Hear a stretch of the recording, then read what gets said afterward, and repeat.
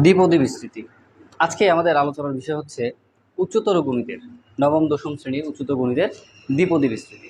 দ্বিপদী বিস্তৃতি হচ্ছে কথা থেকেই বোঝা যাচ্ছে যে এখানে দুইটা পদ নিয়ে আলোচনা। দ্বি মানে হচ্ছে দুই, আর পদ মানে হচ্ছে দুইটা পদ আছে এমন। যেমন আমরা যদি ধরি এ প্লাস বি, এখানে কয়টা পদ আছে? এখানে দুইটা পদ আছে।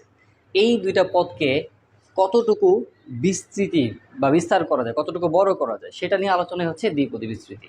আচ্ছা, আমরা যখন কোনো সংখ্যা যেমন এ এর উপর যদি 0 বসাই, তখন এ টু দি পাওয়ার 0-র জন্য এটার মান হয়ে যায় কত? 1। তাহলে আমরা বলতে পারি যে এটার উপরে যদি আমরা পাওয়ার 0 বসাই, তাহলে এটার মান হয়ে যাবে কত? 1। যে কোনো সংখ্যার উপর যদি আমরা তার পাওয়ার 0 দিই, তাহলে তার মান কত হবে? 1। আমরা যদি 5324 লিখি, তার উপরে যদি পাওয়ার 0 দিই, সেটা কত হবে? 1। এখানে যদি আমরা লিখি 5300 যোগ 24, তার উপরে পাওয়ার যদি 0 দেই, তার মানও কত হবে? 1। তার মানে এটা যে কথা, এটা একই কথা, এভাবে লেখা যায়। তার মানে দুইটার যোগফলের উপর যদি পাওয়ার 0 দেই, আমরা সেটার পরিবর্তে কী লিখতে পারবো? 1। ঠিক আছে? তার মানে হচ্ছে এই দুইটা পদকে যদি আমরা তার ঘাত 0 পর্যন্ত বিস্তৃতি করি, তাহলে একটা পদই পাওয়া যাবে, সেটা হচ্ছে 1। তারপর আমরা যদি এখানে লিখি a প্লাস বি, তার উপরে 1, তার উপরে ঘাত 1, পাওয়ার 1, তাহলে এইটার মান কি আসবে? এইটার মান a প্লাস বি আসবে। কেন আসবে?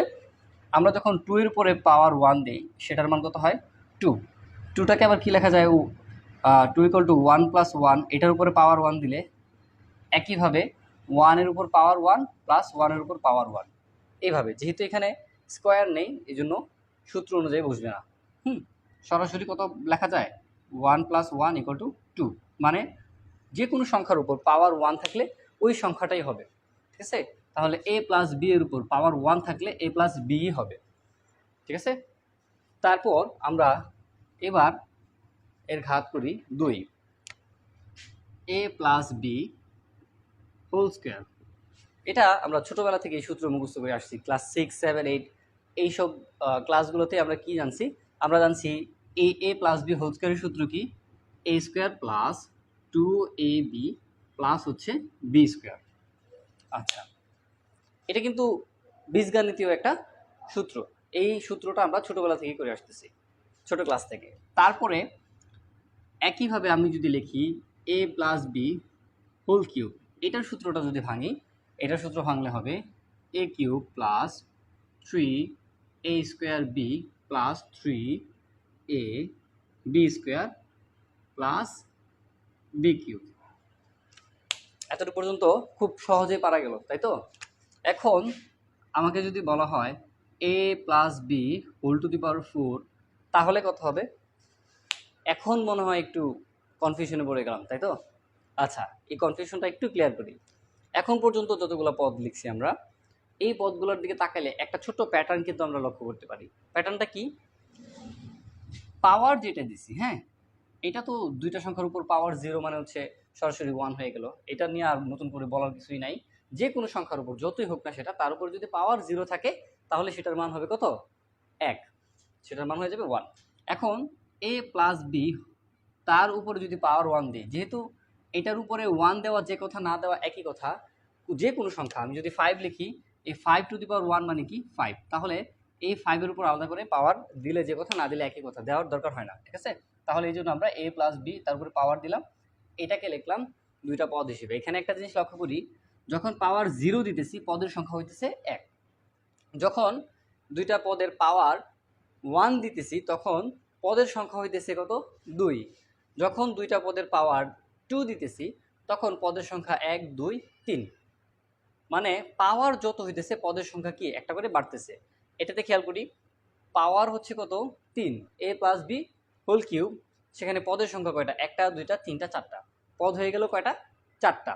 তার মানে যত ঘাত হইতেছে আমার, পদের সংখ্যা হয়ে যাবে কি তার থেকে একটা বেশি। ঠিক আছে? এখন a plus B whole to the power 4 যদি থাকে, তখন আমরা কি করব?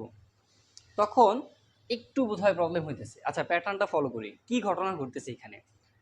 আমরা যদি শুরুর দিকে খেয়াল করি, প্রথমটা বাদ, প্রথমটা নিয়ে আর আলাদা করে কোনো কিছু বলার নাই। দ্বিতীয়টা নিয়ে যদি আলোচনা করি, হ্যাঁ, এ প্লাস বি তার উপরে পাওয়ার 1, দেখব এই 1টা এটার উপরে আসছে, এটার উপর আসছে, রাইট?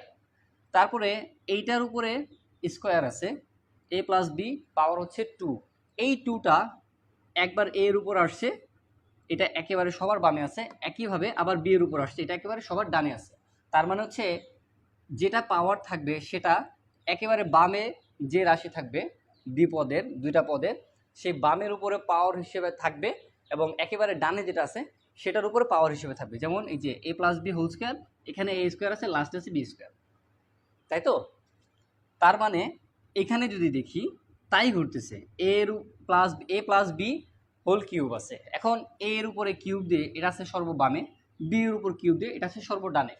এইভাবে পর্যায়ক্রমিকভাবে কিন্তু আমরা এতটুকু সিদ্ধান্তে আসতে পারি যে A plus B whole to the power 4 এর উপরে যদি আমি বিস্তৃতি করি, দ্বিপদী বিস্তৃতি যদি করি A plus B whole to the power 4কে, তাহলে এ এর উপর পাওয়ার 4 আসবে, আর ওইখানে আসবে বি এর উপর পাওয়ার 4। এতটুকু আমরা মোটামুটি কনফার্ম বলতে পারি। এখানে আরও একটা জিনিস আছে, সেটা হচ্ছে যে এখানে যেমন 1 2 3 4 চারটা পদ আসছে পাওয়ার 3 এর জন্য, এখানে পাওয়ার 4 এর জন্য কয়টা পদ আসবে? 1 2 3 4 5, 5টা পদ আসবে। আরও একটা প্যাটার্ন যদি আমরা ভালো মতো লক্ষ্য করি, সেই প্যাটার্নটা এখান থেকে দেখা যায়। এখানে আছে এ কিউব, তারপরেই আছে এ স্কোয়ার, তারপরে আছে এ, তারপরে এ টু দি পাওয়ার 0 মানে এ নাই, এ টু দি পাওয়ার 0 মানে হচ্ছে 1, মানে হচ্ছে এখানে কোনো এ নাই। তাহলে এখান থেকে আমরা এই প্যাটার্নটা ফলো করতে পারি। হ্যাঁ, এ টু দি পাওয়ার 4 আছে, তারপরে লিখতে পারি কি এ কিউব, একটু গ্যাপ রাখি, হ্যাঁ, এখানে বি নিয়ে এখনো কাজ করি নাই, বি নিয়ে কাজ করব। এ কিউবের পরে কি আছে?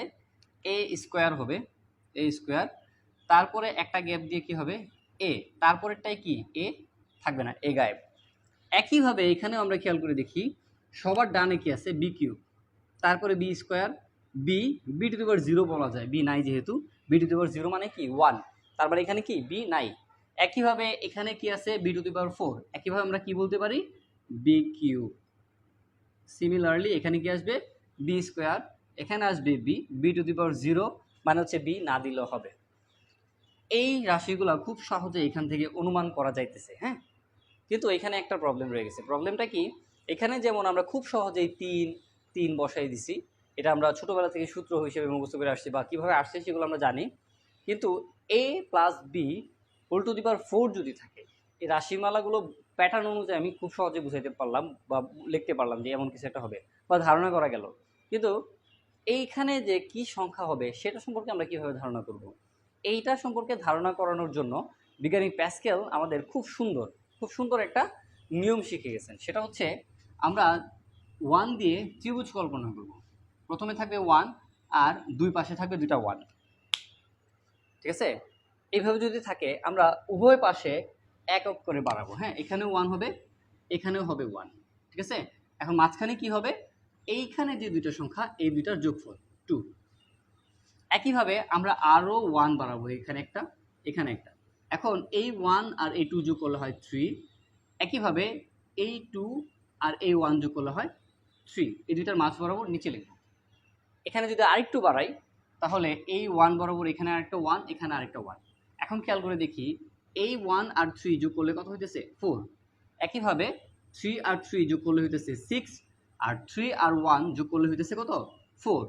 তাহলে আমরা বুঝতে পারতেছি যে পর্যায়ক্রমিকভাবে এখানে যে সংখ্যাগুলো দাঁড়াইতেছে সেই সংখ্যাগুলো কি? সেই সংখ্যাগুলো হচ্ছে এখানে আমি যে রাশিগুলো লিখতেছি তার সহগ। কিভাবে? যখন কোনো এই দ্বিপদের পাওয়ার যখন 0 তখন পদের সংখ্যা হচ্ছে 1, এই জন্য এখানে সহগ 1। যখন পদের উপরে দুইটা পদের উপরে পাওয়ার হচ্ছে 1, দুই পাশে দুইটা পদের সাথে সহগ 1 আছে, এই এর সাথে কিন্তু একটা 1 আছে, বি এর সাথে একটা 1 আছে, 1 গুণ আকারে থাকলে না লিখলেও সমস্যা নাই, এজন্য আমরা এ প্লাস বি এ আকারে লিখছি। তার ঠিক পরের রাশিটা কি আছে?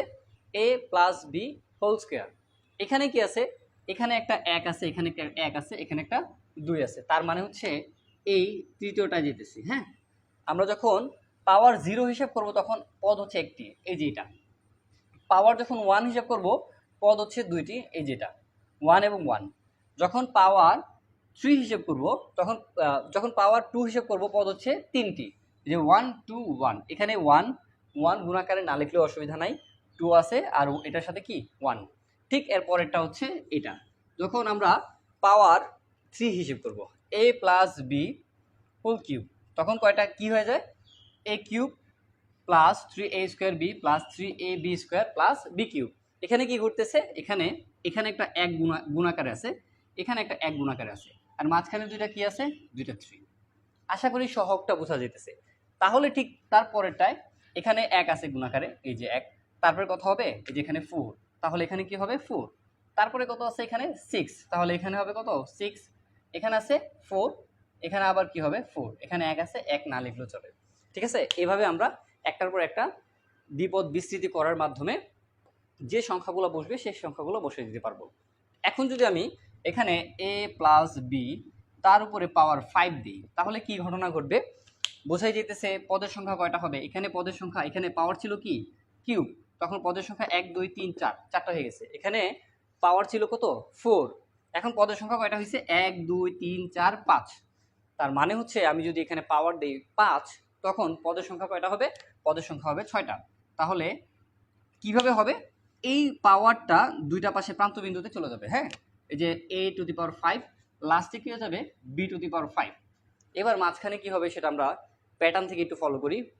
a টু দি পাওয়ার 5 মানে তারপরে হচ্ছে a টু দি পাওয়ার 4, তারপরে হচ্ছে a কিউব, তারপরে হচ্ছে a স্কোয়ার, তারপরে হচ্ছে শুধু a, তারপরে a নাই, a গায়েব। একইভাবে b থেকে আসি, b two the power 4, b cube, b square, b নাই, b গায়েব।